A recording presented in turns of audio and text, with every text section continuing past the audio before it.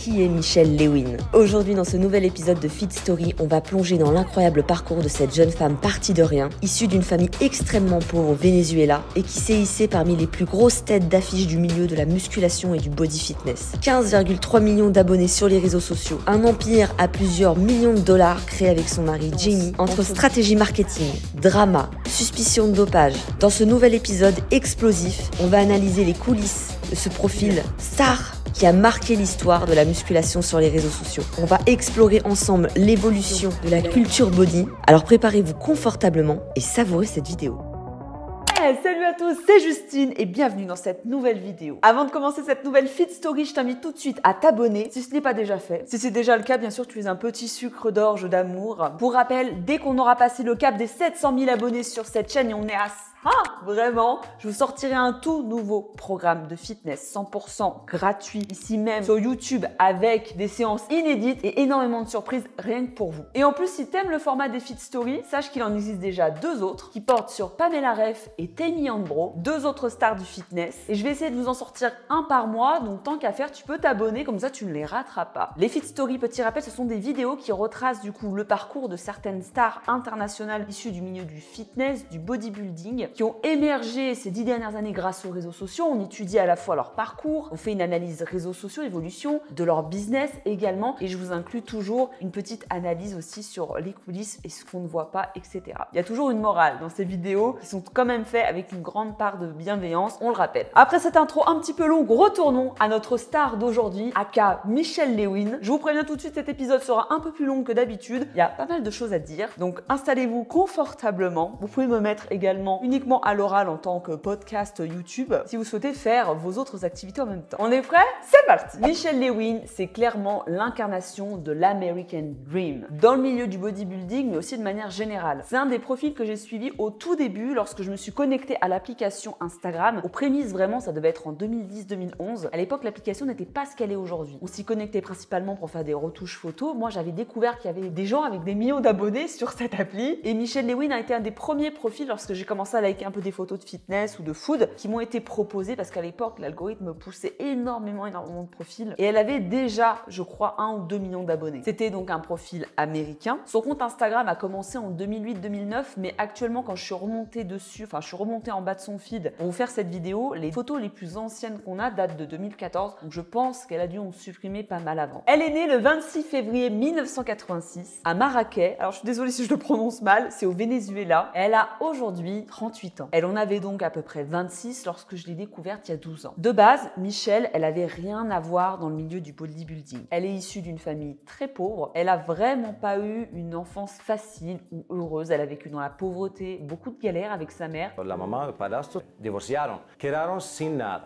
Absolutamente sin nada. Dès le moment qu'elle s'est séparée de son beau-père, elles ont vécu une partie de leur vie à la rue ou au crochet de certains membres de la famille. Elle a dû faire face à énormément de difficultés financières qui font qu'elle était très peu nourrie quand elle était plus jeune, jusqu'à l'adolescence, et donc qu'elle était extrêmement mince. C'est à l'âge de 17 ans que Michelle s'est inscrite en salle de musculation parce qu'elle était très complexée par ses jambes qui étaient extrêmement minces. Et c'est à ce moment-là en fait qu'elle a commencé à travailler en salle. Elle avait axé vraiment son travail sur le travail des jambes, ce qui a d'ailleurs créé après une petite disproportion au niveau de son corps. Elle travaillait que les jambes. Encore aujourd'hui, 15 ans après, il y a plein de filles qui font pareil, les jambes et le booty. Et c'est en 2008 que Michelle va faire la rencontre qui va marquer sa vie. Elle va rencontrer celui qui va devenir son mari, son mentor, son coach, Jamie Lewin. Il va tout de suite tomber fou amoureux de la jeune femme qu'il va rencontrer lors d'une fiesta au Venezuela, il me semble, marqué par sa beauté, sa gentillesse, son sourire, et a décelé très rapidement un potentiel chez sa compagne, et ça on y viendra un peu après. De 2008 à 2009, Michelle et Jimmy font la fête aux quatre coins du monde. Ils ont une vie très loin de leur milieu fitness dans lequel ils sont par la suite. C'est plutôt des fêtards. Et leur hygiène de vie laisse un petit peu à désirer. D'ailleurs,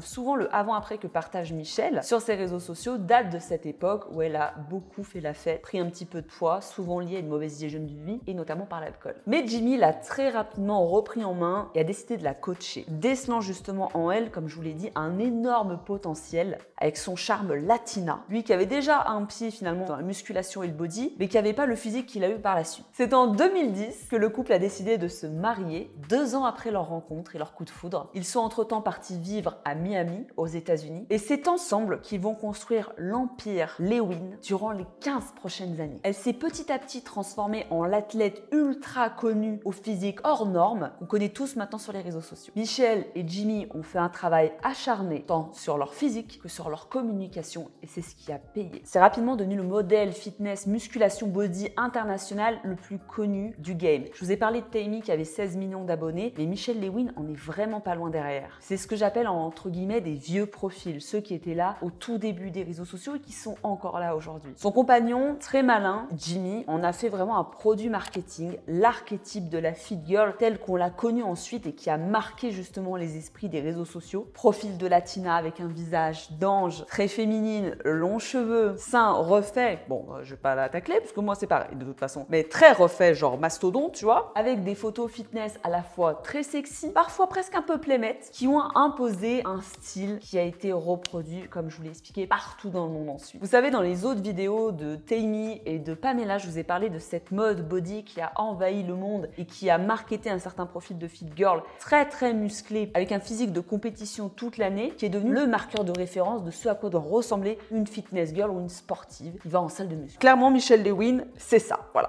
Comme ça, vous aurez 3 profils différents justement dans ces 3 fit stories. Il faut savoir que Michelle, elle a un physique hors du commun. Toutes les pratiquantes de musculation ne peuvent pas prétendre avoir le physique de Michelle Lewin. Parce que Michelle, c'est avant tout également une compétitrice. Elle a fait plus d'une quinzaine de compétitions entre 2013 et 2014. Et à cette époque, elle avait déjà du coup ses millions d'abonnés et ses compétitions, dont certaines qu'elle a remportées en première place, d'autres en 3e, 4e place, ont continué de faire parler d'elle dans le milieu. Pour rappel, encore une fois, à cette époque, on n'avait pas les placements de produits tels qu'on les connaît aujourd'hui. Aujourd'hui, n'importe quel profil, même à 10K, peut se prétendre influenceur et justement potentialiser sur des partenariats. Dans le milieu du sport, très spécifiquement, les seuls sponsors qui existaient, c'était les partenaires de compléments alimentaires, tels que par exemple le mien, c'est MyProtein, pour d'autres, c'est Protein World, Man's Best, etc. C'est eux qui sponsorisaient les athlètes et après, par la suite, les athlètes influenceurs, parce qu'ils pouvaient justement porter, grâce à leur notoriété, l'image de la marque et inciter justement les gens à acheter plus de compléments. Là où avant, seuls les athlètes sur scène pouvaient représenter les marques dans le milieu du body, c'était déjà assez restreint. Ce qui leur apportait, donc parfois pour les plus petits, simplement déjà leur complément alimentaire qui était gratuit, sachant que pour des hommes et même des compétitrices, parfois les compléments allaient de 100 à plusieurs centaines de dollars en fait, ce qui représentait un certain budget pour des personnes qui ne vivaient pas de l'influence, qui parfois avaient des boulots à côté, qui faisaient ça, on va dire, en semi-professionnel ou parfois en professionnel, et c'était non négligeable. Certaines grosses stars comme Michelle Lewin avaient des contrats en plus de ça où elles étaient rémunérées pour représenter la marque et en parler sur leurs réseaux sociaux. Il faut comprendre, être un bodybuilder, ça a un coût énorme. Les pratiquants, les passionnés de bodybuilding font face à énormément de frais qui sont liés à leur discipline. On a déjà tous les entraînements qu'ils font par jour qui, mine de rien, leur prennent du temps sur, par exemple, d'autres travails. Les prix des compléments, comme je vous l'ai dit, parfois plusieurs centaines de dollars, parce que les mecs, ils bouffent des kilos et des kilos de prot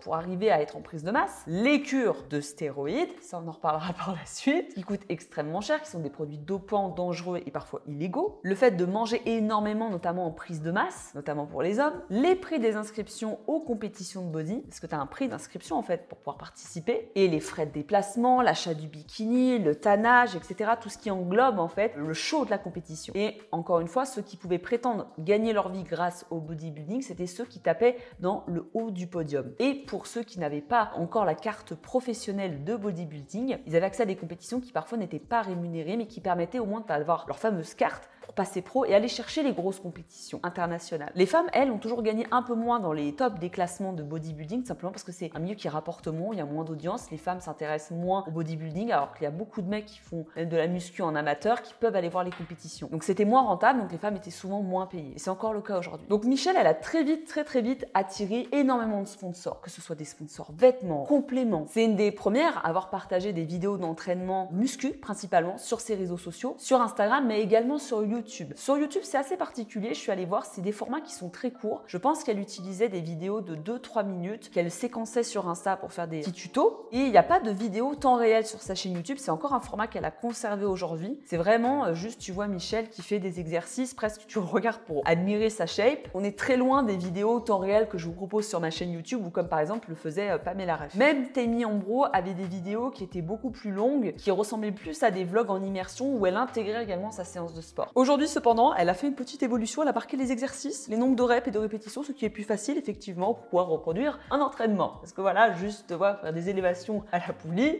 voilà, ça va pas nous aider, Michel. On ressent vraiment que YouTube en fait n'est qu'une plateforme de diffusion comme une autre, mais que son réseau principal restera Instagram. Elle a vraiment une volonté d'être présente un peu partout au niveau des plateformes, mais pas de créer une vraie communauté autour de sa personne. Le plus grand message de Michel, finalement, c'est son physique. Ce qui pourrait se caractériser aujourd'hui, par exemple, par une chaîne qui ne poste que des Reels, en tout cas des Shorts, mais qui fait pas de grosses vidéos YouTube comme je suis en train de vous le faire par exemple maintenant. Et d'ailleurs, souvenez-vous, il y a 10 ans sur YouTube, le format, c'était des formats courts. Je vous parle également, par exemple, de Cyprien, de Squeezie, de Mr V, pour nous qui étaient dans l'humour, qui faisaient des vidéos de 5 minutes, voire moins, avec des mini-sketchs. C'était ça le format de l'époque. Donc au final, c'est assez cohérent avec ce que faisait Michel et ça suffisait. Après, sa chaîne YouTube, je crois qu'elle a 400 000 abonnés, donc c'est pas quelque chose qui a eu vocation d'exploser. C'est surtout sur Instagram, du coup, que Michel, elle est la plus active. C'est là qu'elle cumule le plus grand nombre d'abonnés, là où il y a le plus de croissance. Entre ses tout débuts et 2019, elle a cumulé 10 millions d'abonnés. 10 millions d'abonnés, c'est énorme. Elle parle bien sûr à ses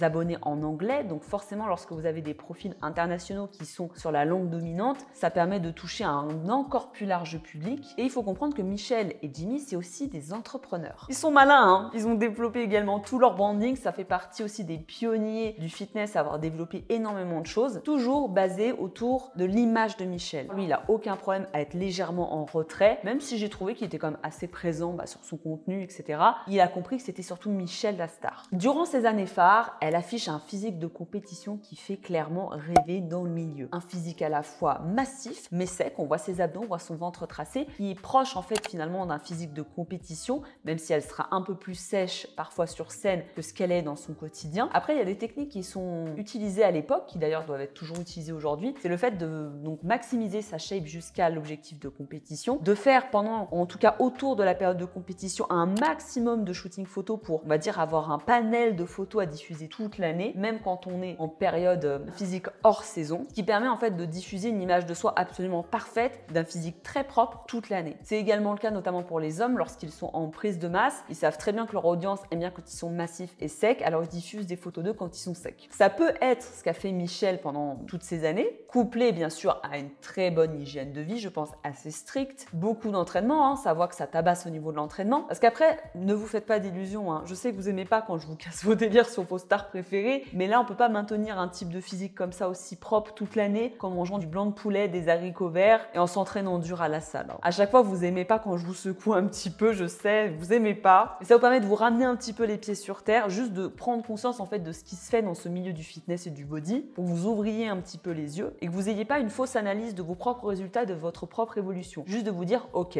je sais qu'il y a ça qui se fait, je sais qu'il y a ça qui existe, je sais que sur certains profils, il y a de la chirurgie potentiellement, je sais qu'il y a parfois certaines personnes qui sont dopées, pas que vous ayez des attentes irréalistes au niveau de votre transformation physique et de votre hygiène de vie. Chacun fait ce qu'il veut, moi je suis pas là pour dire telle personne elle a fait ci, c'est mal. L'important surtout c'est de pas mentir à sa communauté. Et ça vous permet à vous de savoir ce qu'il est possible de faire ou non, de manière naturelle et saine. Le deuxième point que je voulais aborder avec vous et qui est souvent pointé du doigt justement chez Michel, notamment du fait qu'elle ait participé à de très nombreuses compétitions de body, notamment dans certaines catégories qui sont assez réputées et de haut niveau, c'est est-ce que son physique est naturel. Au même titre qu'on avait parlé de la chirurgie de Pamela, du BBL de Tammy, on va garder un ton hypothétique à ce que je vais vous expliquer après, tout simplement parce qu'en fait, on ne peut pas le prouver. On peut très bien, très fortement l'insinuer, mais on ne peut pas le prouver techniquement. Pour ce qui est du dopage, il y a parfois un peu plus de facteurs visibles que par exemple pour certaines chirurgies qui peuvent être encore très bien faites, très camouflées. Ce que je vais vous dire aussi, c'est que chacun ses choix, chacun ses décisions. Je ne suis personne pour juger. La seule chose que je n'aime pas, c'est le mensonge. Le but, c'est pas de vous démolir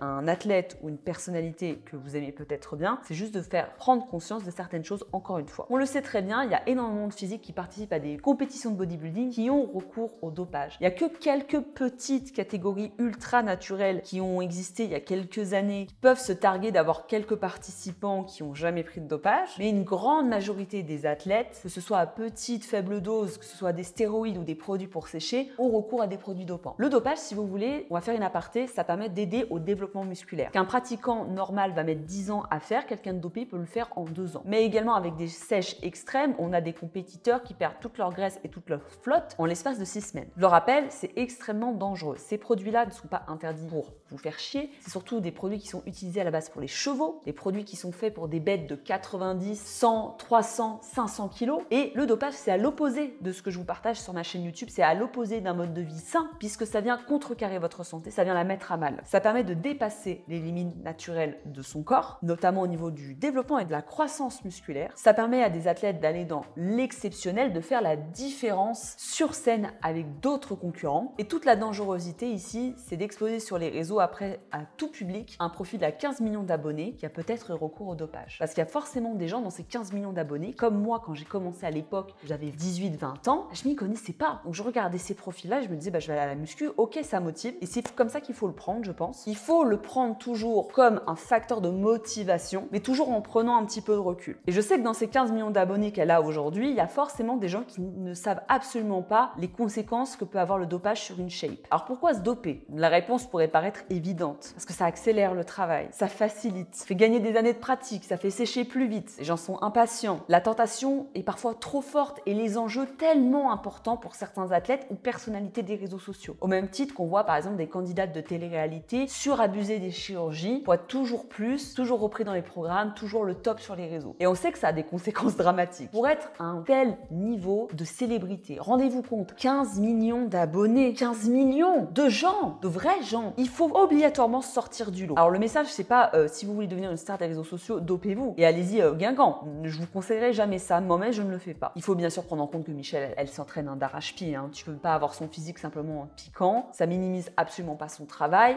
Et encore une fois, tout ça reste hypothétique. Surtout qu'en fait, c'est un peu plus décelable chez la femme, notamment si la femme prend des stéroïdes. Il y a des choses qu'on peut voir dans le changement physique, notamment le changement de la voix. On a déjà vu des athlètes ou des influenceuses qui ont la voix qui sont passées d'une voix très douce à une voix qui est très grave. Et on a aussi des modifications parfois qui sont corporelles. On peut avoir certaines athlètes, c'est pas forcément le cas de Michelle, mais qui ont les glandes ici qui poussent, la pomme d'Adam, parce qu'elles prennent justement des cures de stéroïdes. Et pas forcément des physiques toujours hyper massives, développées, qui ressemblent justement à des profils masculins, ou en tout cas avec des hommes qui ont un développement musculaire avec de la testostérone naturelle, chose que nous les femmes on n'a pas. Et puis on en a d'autres que vous allez voir juste après. En fait, il y en a beaucoup qui utilisent des médicaments qui ne sont pas destinés à ça à l'origine. Par exemple, le clenbuterol, c'est comme je vous l'expliquais un médicament pour les chevaux. Les chevaux, t'imagines le dosage parfois hyper puissant pour un être humain alors que c'est un produit pour chevaux. Ou l'EPO qui sert à la base à soigner les asthmatiques. Des choses qui sont prescrites spécifiquement sur ordonnance dans des cas très précis. Les hormones de croissance qu'on donne normalement à des enfants qui ont des gros problèmes de retard de croissance et dans un dosage très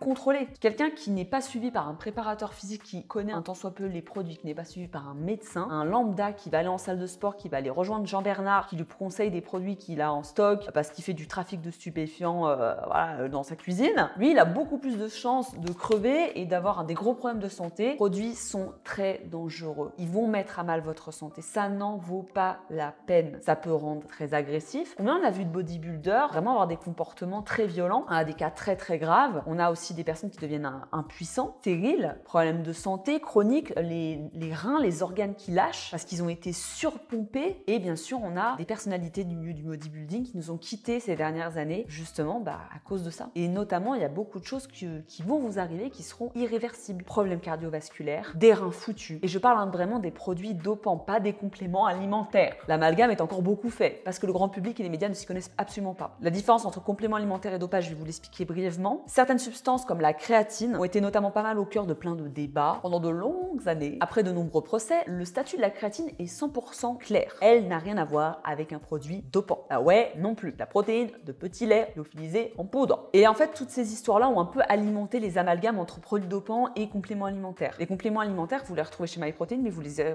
retrouvez aussi en pharmacie. Les mêmes. Il y a des petits vieux à qui on conseille par leur médecin de consommer des compléments, des shakers de whey, de protéines, mais qu'ils ont acheté en pharmacie au lieu de l'acheter chez MyProtein, par exemple. Pour ce qui est de Michelle, il y a un petit détail qui a interpellé les internautes et la communauté fitness. Elle a ici un collier qui est apparu, qui n'était pas présent sur son avant-après, de taches brunes au niveau de sa peau. Ça peut être expliqué chez la femme femme par la maladie mélasma. C'est une maladie cutanée qui est associée souvent à la grossesse, le fameux masque de grossesse, mais également aux médicaments qui contiennent certaines hormones, d'où les suspicions de dopage. C'est un des traits visibles. Après, comme je vous l'ai dit, les stéroïdes, ça fait développer la voix, la pomme d'Adam, et en fait, il y a d'autres produits qui ont d'autres conséquences physiques. On passe à la suite. La carrière de Michelle continue de se développer. Elle fait des couvertures de magazines assez prestigieux. Il y a eu tout au long de sa carrière des magazines fitness, Healthy, qui sont souvent des belles consécrations quand on est dans le milieu. Elle a été la star de très nombreux salons du fitness à travers le monde. Il me semble qu'elle était venue à Paris sur les années où moi j'y étais. Très impressionnante en vrai, il me semble. Je sais plus si je l'ai vue en Suisse, à Paris ou en Espagne, je ne saurais pas vous dire.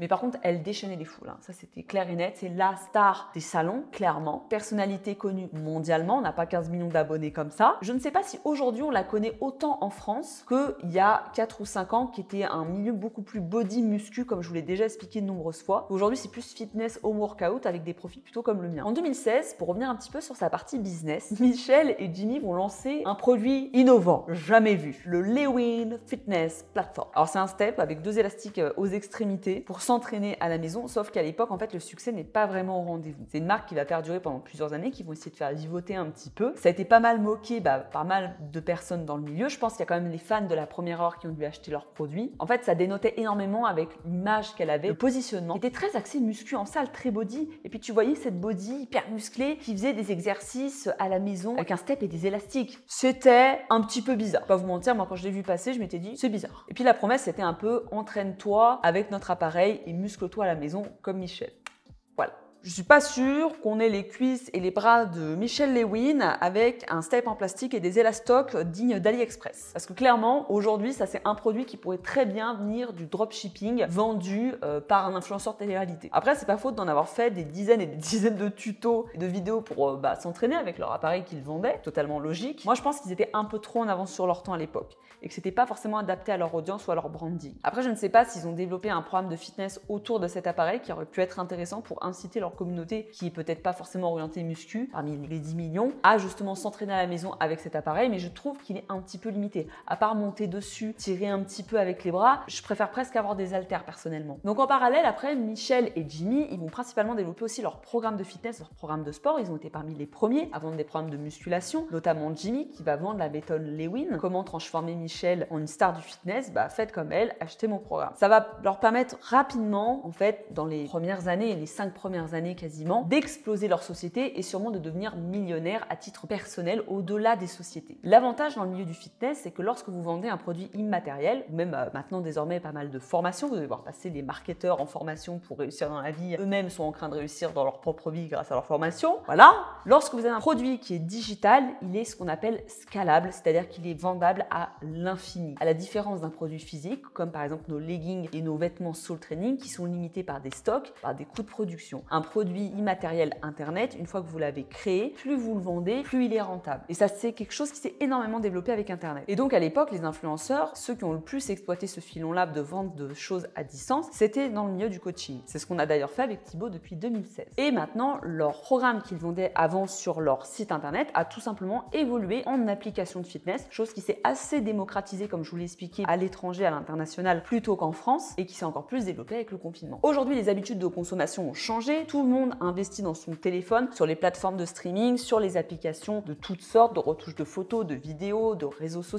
On achète des choses pour performer sur le réseau social. Là où avant, lorsque tu lâchais 1 € dans une appli, t'avais le somme de fou, tu vois. Michelle est quand même assez présente d'année en année. Ça fait partie, comme je vous l'ai dit, des anciens profils. Presque les dinosaures du fitness. En plus, Michelle, elle a commencé assez tardivement finalement. Moi, quand je l'ai connue, elle devait avoir 25-26 ans. Aujourd'hui, elle en a bientôt 40 dans quelques années. Je vais pas trop la vieillir. C'est ce qu'il a. Et elle a quand même réussi à se hisser dans les premières places, le top du top mondial. Elle est toujours aux côtés de son mari Jimmy, plus soudée que jamais. J'ai pas trouvé spécialement de drama autour de leur couple. J'ai pas forcément voulu explorer non plus cette piste, mais si jamais vous en avez, vous pouvez les mettre en commentaire. Elle a toujours sa shape sculpturale au fur et à mesure des années qu'elle maintient. Un coup de shooting peut-être ou pas, de dopage ou pas, on ne sait pas. Mais en tout cas, c'est tel quel. On a des variations de coupe de cheveux. Michelle nous a fait quelques années en blond, mais il n'y a pas une énorme évolution au niveau de son contenu. Sa chaîne YouTube n'a pas changé. Ses réseaux restent les mêmes. Pas mal de photos de shooting shooting, pas mal de photos de sa shape et quelques vidéos d'entraînement très légères. Ils vont lancer leur propre marque de vêtements en 2017, 101, une marque qui va être très stylisée bodybuilding, en tout cas body. Personnellement, c'est pas quelque chose que j'ai acheté, c'était moins mon style de vêtements. Ça se voyait que c'était fait pour des couples de filles qui font de la compète. D'ailleurs, la plupart des modèles de leur marque sont des filles qui ont des physiques de compétition. En 2018, ils emménagent dans une magnifique villa à Miami avec leur propre home gym dans un décor qui était assez bois foncé. Ils vont faire énormément de vidéos également dans cette maison. Et après, Michelle et Jimmy, ils vivent leur best life. C'est également en 2018, vous allez voir, c'est une année assez chargée pour Michelle, qu'il va y avoir un de leurs plus gros dramas, une histoire qui a créé beaucoup de controverses. Elle a fait la promo en fait d'une pilule amaigrissante, amincissante, brûle-graisse sur son Instagram. Cette pilule, c'était pas n'importe laquelle. Lorsqu'on est également allé sur le site, on s'est rendu compte que le fabricant et celui qui le vendait, c'était son mari Jimmy, par le site Amazon. Ces pilules étaient en plus de ça vendues comme des solutions de triche qui venaient quasiment éliminer un repas, donc c'est déjà assez mensonger. Des pilules qui se veulent brûle-graisse magique, la fameuse pilule magique, clairement c'était ça. Hein. Donc ça a été décrié par énormément de médias, par d'autres influenceurs qui ont dit que c'était dramatique qu'une influenceuse avec autant d'abonnés et autant d'influence demande à ses abonnés d'acheter ce type de produit. Et même encore aujourd'hui, c'est beaucoup plus décrié, mais c'est beaucoup plus connu. À l'époque, en 2018, quand tu avais la star du fitness mondial qui te vendait ça, tu y allais comme un pigeon, tu volais, tu y allais fort, fort. C'est à partir de 2020, lorsqu'on a eu le confinement mondial, que sa communication va un tout petit peu basculer. C'est d'ailleurs le cas pour beaucoup d'influenceurs, notamment ceux qui avaient une manière de communiquer qui était très lisse, très carrée. On l'a vu aussi avec Pamela et avec Tammy. On a eu un peu plus de vidéos humoristiques avec son mari dans leur nouvelle maison. On a eu des vidéos où elle parlait également de ses règles, de son ventre qui était gonflé. Ça paraît bateau aujourd'hui avec un discours un peu plus body positive. À l'époque, c'était un gros changement dans les coms de ces profils-là. Elle était toujours, on va dire, assez active. Elle publiait tous les 2-3 jours, voire 2-3 fois par semaine. Et elle a également en 2020 ouvert son compte TikTok sur lequel elle est aussi peu active que moi. Voilà, on va pas se mentir. Mais son réseau social de prédilection restera, et encore à ce jour, Instagram. 2020 sera une année riche en émotions aussi, car son mari Jimmy a eu d'énormes problème de santé assez grave. Il a presque frôlé la mort. Il a souffert d'une insuffisance hépatique aiguë, insuffisance rénale aiguë, insuffisance cardiaque et un anévrisme. Ça a été une période particulièrement éprouvante. Ça leur est tombé dessus du jour au lendemain. Elle a reçu, heureusement, le soutien de ses milliers, dizaines, millions de followers. Et je pense que ça a dû l'aider un petit peu à vivre cette catastrophe personnelle. Ça a été dû également à un surmenage extrême. On se rend pas compte, hein, mais je pense que moi déjà, je suis fatiguée dans ma vie quotidienne à cause de tout le travail qu'on fait en amont avec Thibaut. Je ne peux pas imaginer derrière à deux, même si je pense qu'ils ont des équipes, tout le travail qu'il doit y avoir, notamment aussi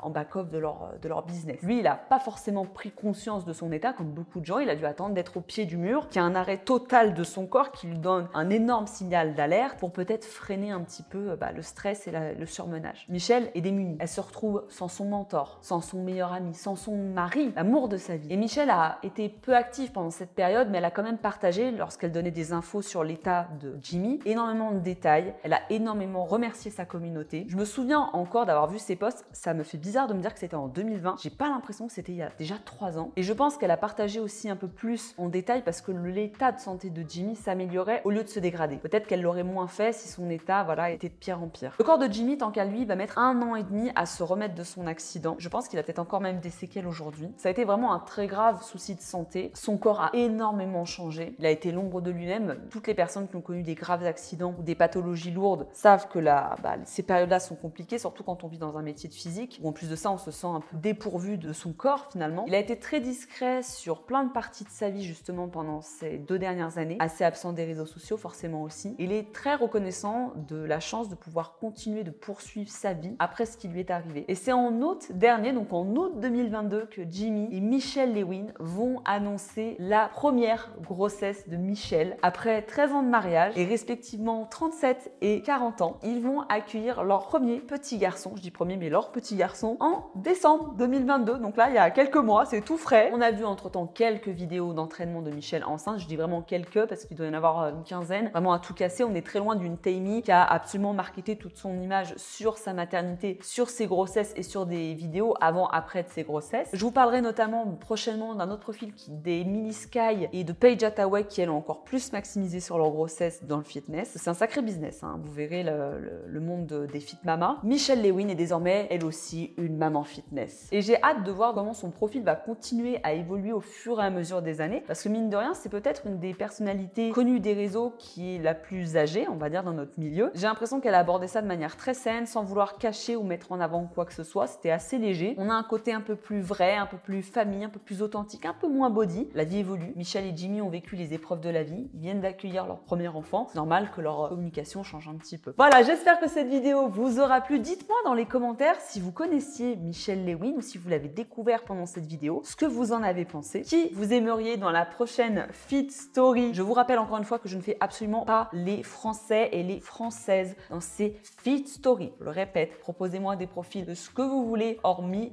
des Français. Encore une fois, méfiez-vous de ce que vous voyez sur les réseaux sociaux. Vous n'avez pas idée de tout ce qui se passe en coulisses. Chirurgie, médecine esthétique, produits dopants, régime ultra restrictif, magouille et compagnie. Il y a énormément de choses à faire sur votre physique, sur votre propre évolution, beaucoup de choses à prendre sur les réseaux pour s'inspirer, se motiver, avoir des objectifs, des stars qui vous inspirent. Mais prenez toujours suffisamment de recul pour vous ramener à vous dans votre vraie vie de tous les jours. Pensez toujours à vous abonner. Je vous le rappelle aussi en fin de vidéo, ça m'aidera beaucoup pour le référencement. Mettez-moi une petite flamme en commentaire si vous êtes resté jusque-là. Moi, je vous fais plein de gros bisous. Je vous retrouve la semaine prochaine pour une prochaine vidéo. Et puis à très vite pour une autre Fit Story.